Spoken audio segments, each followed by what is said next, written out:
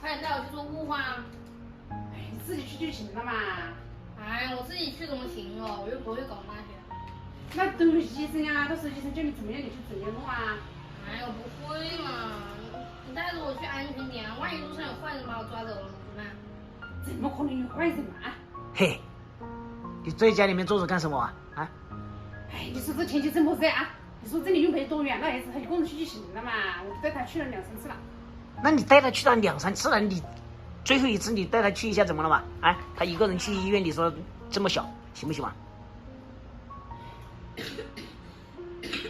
快点带他去了，你看他都咳起来了。哎呀，你自己一个人去不行？哎，我不行的。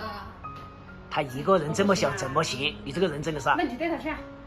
每一次都是你带他去的，哎，我都不知道在哪里哦，你去嘛。那你先进去。耶，你这个人真是搞笑嘞，啊？什么叫他先进去干什么嘛？啊？要去就早点去了。你去啊？怎么叫我去啊？每天都是你去啊，最后一次你非要叫我去啊？啊，就是啊，前面几次都是我去的，最后一次叫你去你不行啊？你不去啊？我去我都找不到啊，钱也是你交的这几天啊。那钱都交完了，还交什么钱嘛？我去找哪个医生我也不知道，去哪个地方也不知道。你这个人就是这样子，最后一次你偏让我去，我等一下还出去有点事情，你带他去就不行啊？你要等一下才有事情，他那个去等一下马上就做好了。就是说马上就好了，你就不行啊？就怕这。你顺便出去你就带他去啊。我还有事情，你快点带他去。你这个女人啊！我今天我都安排好了，等一下我有事。有什么事？我有事啊，等一下本来这一次最后一次都是安排你去的啊。什么叫最后一次安排我去嘛？啊，孩子的身体重要还是你出去玩重要？你自己说。那前面2次都是我带他去啊，你说你带他去1次都不行啊？那你等一下你又有什么事情你说？我有什么事情要跟你说啊？那又有什么事情？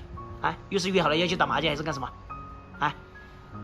为什么每一次事情都是说打麻将嘛？啊？那你是去干什么？你要说啊。我跟朋友出去玩。玩什么？玩什么非要跟你说啊？哦，出去玩都比孩子的身体重要。你没看他刚刚都咳嗽了，啊？你到底去不去啊？我不去，等一下我有事，你带他去。你是个男女人。小姐。啊？走了，我带你去做雾化。爸爸，你带我去吗？地方你找得到吧？我找得到的，那我带你去吧。那走。